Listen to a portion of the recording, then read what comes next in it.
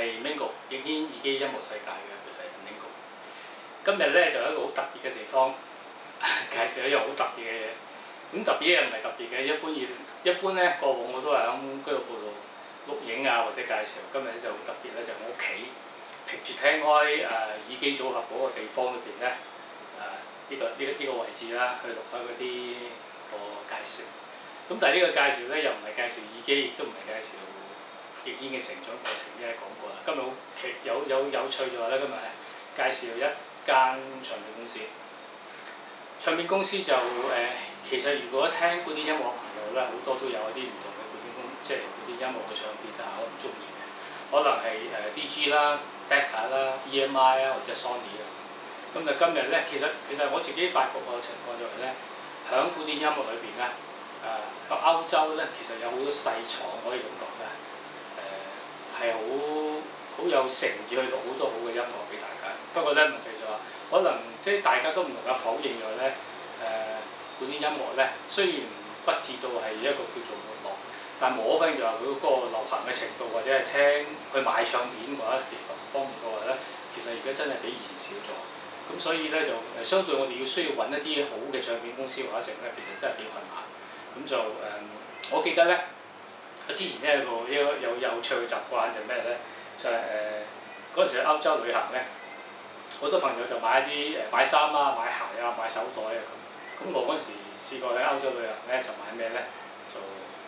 去收集一啲唱片公司出嗰啲嘅目錄，唱片嘅目錄。以前咧就冇而家咁方便啦，你一上網就可以揾到好多嘅資料啦。咁所以以前咧好多唱片公司，包括 DG 啦、Decca、EMI 啊咁樣，佢都會每年咧出一份好厚嘅唱片目錄，將佢整年嘅錄音咧全部介紹落嚟。咁咧嗰段時間我就其實收藏咗好多。我記得我去完歐洲旅行翻嚟嘅時候咧，收藏咗好多，即係成10幾20本嘅唱片目錄。不過到而家都唔知係擺咗邊度。今日咧就其實我想介紹一間法國嘅唱片公司，咁個名叫做咧Harmony Mundi，咁就簡稱叫做 HM 嘅。呢間唱片公司咧，咁其實之前我哋攞咗一個呢啲嘅，呢個應該係啲唱片嘅介紹，咁另外一張附埋一張嘅唱片嘅啲選段嘅精選可以咁講，咁入邊啲音樂真係相當好聽。咁首先講翻佢本身呢間公司先，因為咧我睇翻佢啲資料咧，佢話咧響2010年咧，佢嗰個營業額咧係達到24億嘅歐羅。咁如果計24億嘅歐羅，差不多係240億嘅港元。如果而家古典音樂相對嚟講，即係都算係叫做真係好似冇以前咁熱烈嘅時候咧，能夠做到200幾億港紙嘅生意咧，係相當之唔錯。咁當然啦，即係我哋要留意嘅呢間公司，或者我哋聽嘅唱片唔係佢做咗幾錢生意，而係究竟佢入邊嘅音樂或者係產品嘅音樂，我啲 CD 又會唔會令到我哋喜歡咧？咁呢個最重要。咁同埋呢間公司有一個幾特別嘅，除咗我哋另外有一間嘅大嘅唱片集團咧，出咗啲好多以前一啲比較少人讀嘅唱片之外咧，Harmony Mundi 咧係出好多咧宗教嘅音樂，或者一啲係比較少出名嘅，唔係太出名作曲家嘅音樂。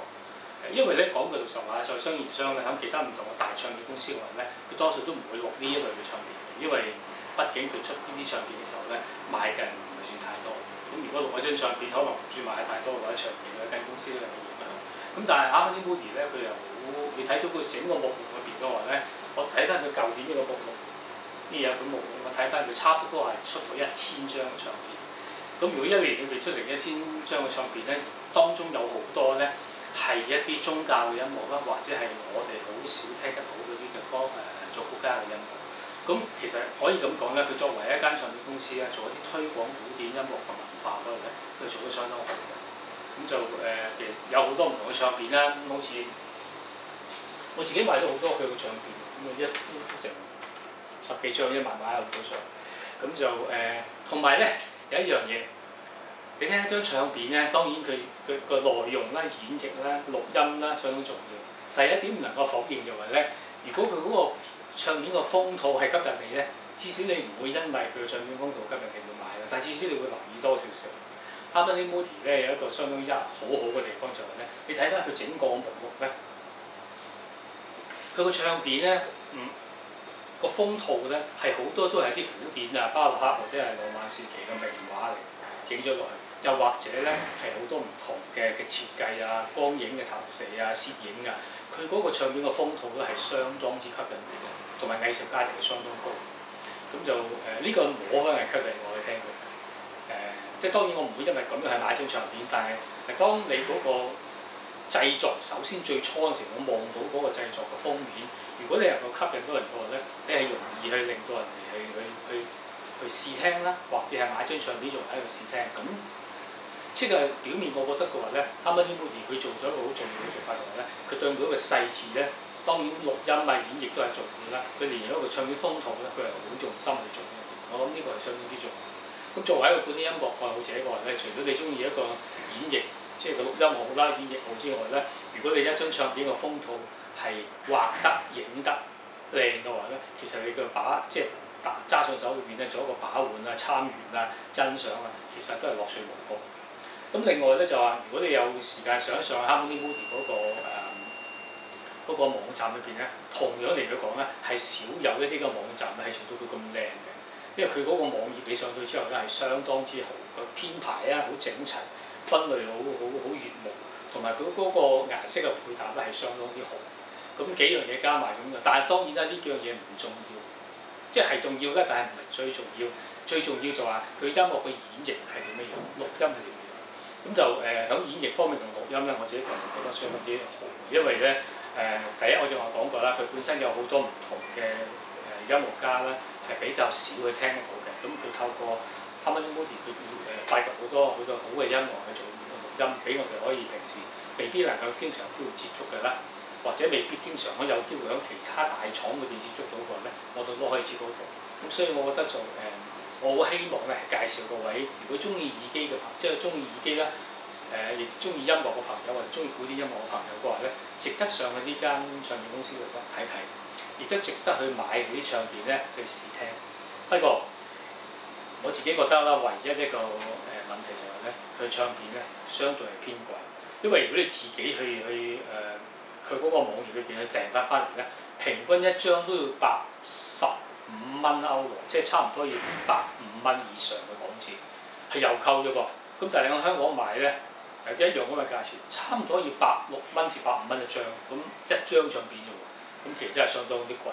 如果你話你喺外地郵購翻嚟，其實嗰個加埋嘅郵費啊，都係相當之貴。咁我其實好希望咧，有冇機會咧真係喺唔同嘅地方度可以揾到啲唱片，呢啲唱片其實係值得聽嘅，因為真係佢個曲目咧個範疇好大，佢唔係單單嗰幾個出名嘅作曲家，而係嗰個範疇係無論宗教音樂啊，或者係啲比較少人留意嘅音樂啦，都錄得好多。咁我所以覺得嘅話咧，Harmony Modi 其實係值得大家一齊留意嘅唱片公司，除咗 DG 啦、EMI 啊、Decca 啊、Sony 嗰啲之類，咁就仲有一個好重要嘅情況就係咧香港可以買到好多不同嘅唱片咧，其實真係唔算好多。Harmony Modi 其實佢係除咗我睇翻佢嘅目錄，佢除咗一啲嘅古典音樂之外，佢仲有好多其他唔同嘅不同嘅音樂咧，我哋可以發掘喺度，包括爵士樂啊、New Age 嘅音樂啊咁樣。咁所以嘅除咗你中意古典音樂朋友嘅話咧，爵士音樂或者其他唔同嘅音樂都可以喺 Harmony Modi 裏邊呢個曲裏邊係發掘到出嚟。咁所以我諗我都幾推薦呢間唱片公司。咁有機會咧，各位你可以去唱片鋪啦，去揾呢間唱片公司嘅唱片咧，